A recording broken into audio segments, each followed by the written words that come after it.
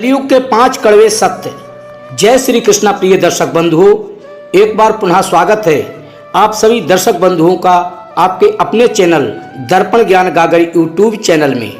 प्रिय दर्शक बंधुओं, जैसा कि हम लोग जानते हैं कि अभी कालखंड का चौथा चरण अर्थात कलयुग चल रहा है, जिसे हिंदू शास्त्रों में सबसे शापित युग बताया गया है। ऐसा माना जाता है कि जैसे जैसे कलयुग अपने चरम पर पहुंचेगा, वैसे ही धरती से धर्म लुप्त होता चला जाएगा। और प्रिय मित्रों, कलयुग के अंत में भगवान विष्णु कलगी अवतार लेकर के पृथ्वी लोक पर आएंगे और पृथ्वी लोक पर आने के बाद धर्म की स्थापना करेंगे।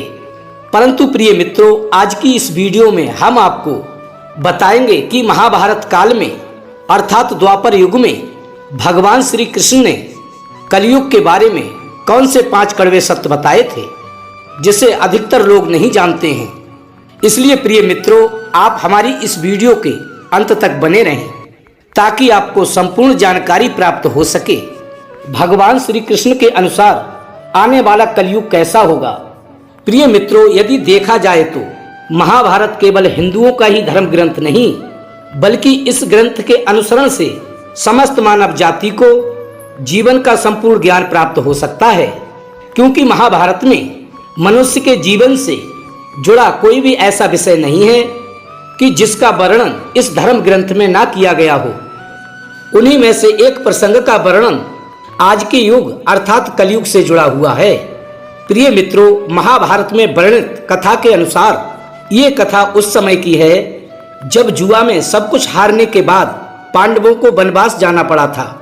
जब 5 पांडव वनवास जाने को हुए तो उन्होंने भगवान श्री कृष्ण से कहा कि हे वासुदेव, हम अपना सब कुछ गंवाने के बाद 5 भाई द्रौपदी के साथ वन को जा रहे हैं, किंतु हम सभी के मन में एक प्रश्न उठ रहा है, क्या आप उसका समाधान कर सकते हैं। प्रिय मित्रों, तब पांडवों की बातें सुनकर भगवान श्री कृष्ण कहते हैं कि ये तो उस बात पर निर्भर करता है कि आप 5 मुझसे क्या जानना चाहते हो।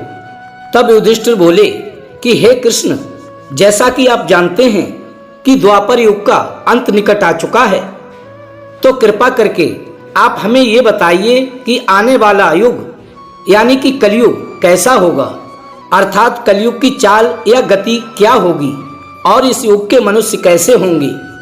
प्रिय मित्रों, तब युधिष्ठिर के मुख से ये प्रश्न सुनकर भगवान श्री कृष्ण बोले, पहले तुम 5 भाई वन को जाओ और जो कुछ भी तुम्हें दिखाई दे उसके बारे में आकर के मुझे बताओ, फिर मैं तुम सभी को तुम्हारे प्रश्नों के उत्तर दूंगा। उसके बाद श्री कृष्ण के कहे अनुसार 5 भाई वन की ओर चले जाते हैं। फिर वन में पहुंच करके 5 भाइयों ने जो देखा उसको देखकर वे आश्चर्यचकित रह गए। फिर शाम को आकर 5 पांडवों ने एक एक करके भगवान श्री कृष्ण को बताया कि उन्होंने जंगल में क्या देखा। शाम को जब 5 पांडव भगवान श्री कृष्ण के पास वापस आए तो सबसे पहले युधिष्ठिर ने उन्हें बताया कि उन्होंने क्या देखा। युधिष्ठिर ने बताया कि जब हम 5 भाई वन में पहुंचे तो हम 5 भाई अलग अलग दिशा में भ्रमण करने लगे, तो मैंने देखा कि एक हाथी के 2 सूंड हैं और ये देखकर मेरे आश्चर्य का ठिकाना ना रहा। फिर अर्जुन ने बताया कि हे वासुदेव, मैंने एक पक्षी को देखा जिसके पंखों पर वेद की रचनाएं लिखी हुई थीं। वह मरे हुए जानवर का मांस खा रहा था। फिर अर्जुन के बाद भीम ने भी भगवान श्री कृष्ण को बताया कि हे कृष्ण, मैंने देखा है एक गाय ने अपने बछड़े को जन्म दिया है और जन्म देने के बाद वह बछड़े को इतना चाट रही है कि बछड़ा लहूलुहान हो गया है, जिसे देखकर मैं हैरान हो गया। भला कोई माता अपने बच्चे के साथ ऐसा कैसे कर सकती है। उसके बाद प्रिय मित्रों, भगवान श्री कृष्ण ने सहदेव से पूछा कि सहदेव, तुम बताओ तुमने वन में क्या देखा। तब सहदेव भगवान श्री कृष्ण से बोले कि हे मधुसूदन, मैंने वन में देखा कि एक जगह 7 कुएं हैं और आसपास के कुओं में पानी है, किंतु बीच का जो कुआं है वो बिल्कुल सूखा पड़ा है। बीच का कुआं गहरा है, फिर भी उसमें पानी का बूंद नहीं है। ये सब देख करके मुझे घोर आश्चर्य हुआ कि ऐसा कैसे हो सकता है। उसके बाद नकुल ने कहा कि हे प्रभु, जब मैं वन में भ्रमण कर रहा था तो मैंने देखा कि पहाड़ के ऊपर से एक विशाल पत्थर लुढ़कता हुआ आ रहा है और कितने ही वृक्षों से टकराकर उनको धराशायी करते हुए तेजी से नीचे की ओर आ रहा है, परंतु उस विशालकाय पत्थर को कोई भी नहीं रोक पाता है। इसके बाद वह पत्थर का टुकड़ा बहुत सारे पत्थरों से टकराया, लेकिन वो रुका नहीं और अंत में एक बहुत छोटे से पौधे का स्पर्श होते ही वह पत्थर एकदम रुक गया। प्रिय मित्रों, इसके बाद युधिष्ठिर भगवान श्री कृष्ण से बोले कि हे मधुसूदन, हम पांचों भाइयों ने जो कुछ भी वन में देखा वो आपको बता दिया, अब कृपा करके आप इसका अर्थ बताइए। तब भगवान श्री कृष्ण ने युधिष्ठिर से कहा कि हे धर्मराज, जैसा कि आपने कहा, आपने 2 सूंड वाला हाथी देखा, जिसका अर्थ हुआ कि कलयुग में ऐसे लोगों का राज होगा जो बोलेंगे कुछ और करेंगे कुछ। कुछ कलयुग के शासक अपनी प्रजा का सभी प्रकार से शोषण करेंगे, उनके मन में कुछ और होगा और दिखावे के लिए कुछ और करेंगे। अर्थात कलयुग में शासकों के लिए आम लोगों का कोई भी महत्व नहीं होगा, वो बस राज्य करने के लिए शासक होंगे। फिर भगवान श्री कृष्ण अर्जुन से कहते हैं कि हे पार्थ, जैसा कि तुमने देखा एक पक्षी के पंखों पर वेद की ऋचाएं लिखी हुई हैं और वह मरे हुए पशु का मांस खा रहा है, तो हे धनंजय, इसका अर्थ ये हुआ कि कलयुग में ऐसे लोग होंगे जो बड़े ही ज्ञानी और ध्यानी कहलाएंगे, किंतु उनके आचरण राक्षसी होंगे। कलयुग में लोग पंडित और विद्वान कहलाएंगे, किंतु यह विचार चलता रहेगा कि कोई मरे और उसकी सारी संपत्ति मेरे नाम हो जाए। अर्थात कलयुग के मनुष्य धन और संपत्ति के लोभी होंगे, भले ही उनके पास कितना भी धन क्यों ना हो। इसके अलावा हे अर्जुन, कलयुग में हर जाति धर्म के प्रमुख पद पर बैठे लोग विचार करेंगे कि कब कोई किसी पद से हटे और हम उस पर विराजमान हों। कलयुग में ऐसे लोगों की संख्या बहुत तादाद में होगी, कोई कोई बिरला ही संत पुरुष होगा। और प्रिय मित्रों, अर्जुन के बाद भगवान श्री कृष्ण भीम से बोले कि हे गदाधर, जैसा कि तुमने देखा कि एक गाय अपने बछड़े को इतना चाट रही है कि चाटते चाटते उसके बछड़े के शरीर से लहू बहने लगा। अर्थात कलयुग की माताएं अपनी संतान को इतना प्रेम करेंगी कि बच्चों को खुद आगे बढ़ने व अपना विकास करने का मौका ही नहीं मिलेगा, जिसके कारण मोह माया में पड़कर वे बर्बाद हो जाएंगे।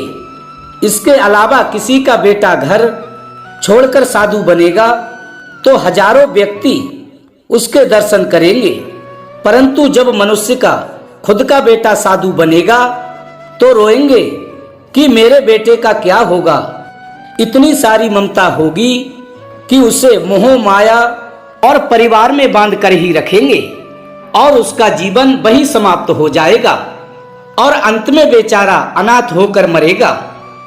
प्रिय मित्रों, जब भीम भगवान श्री कृष्ण के जवाब से संतुष्ट हो जाते हैं, तब भगवान श्री कृष्ण ने सहदेव से कहा कि हे सहदेव, जैसा कि तुमने बताया कि तुमने वन में 7 कुएं देखे, जिनमें 6 कुएं पानी से भरे हुए हैं और बीच में जो 7वां कुआं है वह सूखा पड़ा है, जिसका अर्थ ये हुआ कि कलयुग में पैसे वाले अर्थात धनी लोग अपने पुत्र और पुत्री के शादी विवाह में या फिर आलीशान महल बनाने में लाखों करोड़ों रुपए खर्च कर देंगे, लेकिन उनके पड़ोस में ही यदि कोई व्यक्ति भूखा प्यासा मर रहा होगा तो वे उसकी कोई भी सहायता नहीं करेंगे, भले ही उनका सगा भाई भूख से क्यों ना मर जाए, लेकिन वो एक मूक दर्शक की तरह देखते रहेंगे। इसके बाद कलयुग में मनुष्य मांस मदिरा का सेवन, सुंदरता और गलत व्यसनों में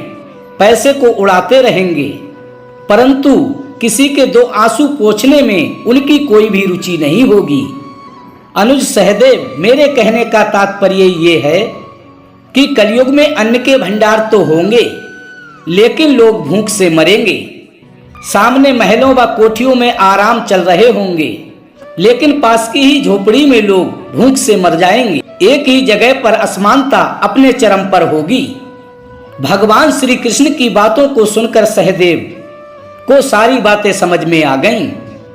तब भगवान श्री कृष्ण ने नकुल से कहा कि हे अनुज, जैसा कि तुमने बताया कि एक पहाड़ से बहुत बड़ा पत्थर का टुकड़ा लुढ़कता हुआ नीचे की ओर आ रहा था और उसने बड़े बड़े वृक्षों को धराशायी कर दिया, लेकिन वो किसी के रोके नहीं रुका और अंत में आकर एक तुच्छ से वृक्ष से आकर रुक गया।